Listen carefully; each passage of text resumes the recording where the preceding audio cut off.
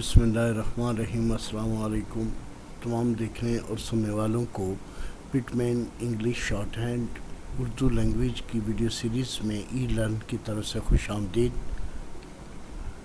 आज पढ़ेंगे short hand के हरूफ तहजी यानी अल्फ़ाबेट्स ऑफ शॉर्ट हैंड, जिसमें लेसन नंबर 1.3 और पार्ट 3।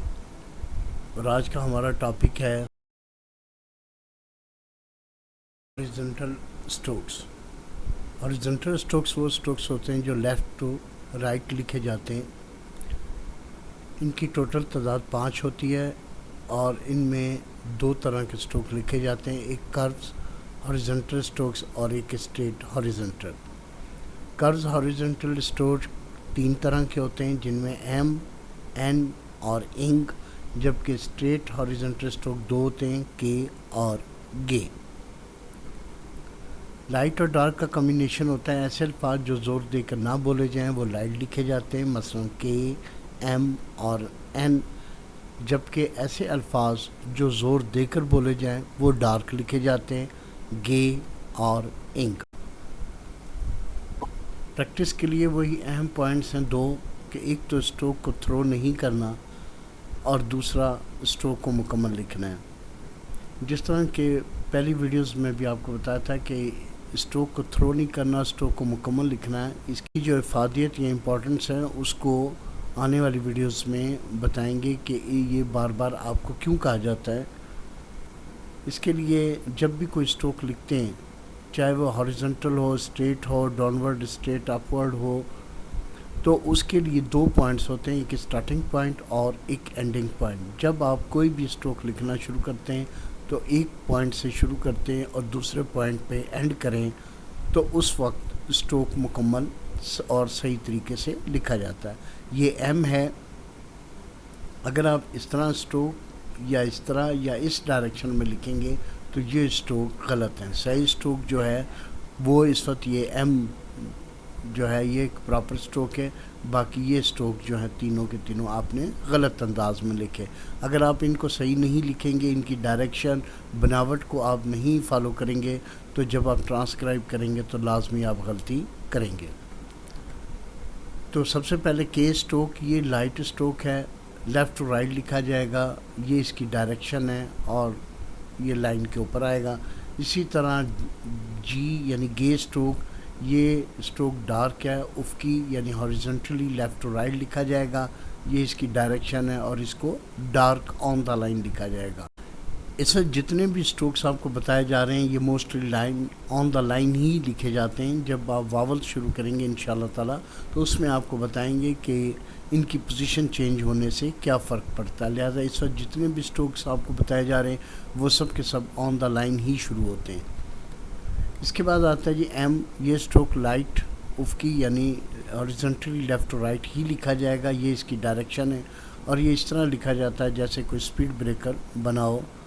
जबकि एन जो है ये लाइट स्ट्रोक है, उफकी यानी हॉरिजॉन्टली लेफ़्ट टू राइट लिखा जाएगा, लेकिन ये कर्व्स में, यानी जो एम है उसका उलट अपोजिट आप लिखेंगे, इसको हम एन कहते हैं। जबकि इंग स्ट्रोक जो है ये स्ट्रोक डार्क लिखा जाएगा, उफकी यानी हॉरिजॉन्टली लेफ़्ट टू राइट लिखा जाएगा और ये एन जो स्ट्रोक है उसको आपने डार्क कर देना, तो ये एन के बजाय इंग स्ट्रोक हो जाएगा। याद रखिए, शॉर्ट हैंड में कामयाबी का राज सिर्फ़ और सिर्फ प्रैक्टिस है। मशक करने का तरीका क्या है कि आप इस दी हुई पिक्चर के मुताबिक लाइनें लगाएं और बार बार इस पर पेंसिल आप ड्रा करें। अगर डार्क लफ्ज़ हो तो फिर पेंसिल पर थोड़ा सा दबाव डाल देंगे ताकि लाइट और डार्क का फ़र्क आ जाए। इसका फ़ायदा ये होता है कि हाथ में रवानी तेज़ी आ जाती है और इसको साथ साथ आपने रिपीट भी करना है जो लफ्ज़ आप लिख रहे हैं। एन और इंग क्रॉस सर्कल लगाएंगे और इसमें एक पोर्शन को अगर हम निकालें नीचे वाले को तो ये एन भी निकलेगा और इंग को भी रिप्रेजेंट करेगा।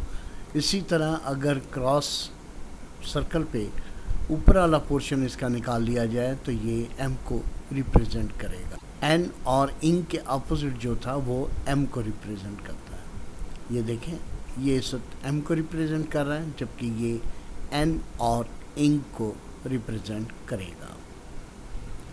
تو اس طرح آپ جتنی بھی زیادہ پریکٹس کریں گے اتنا ہی آپ کا فائدہ ہوگا۔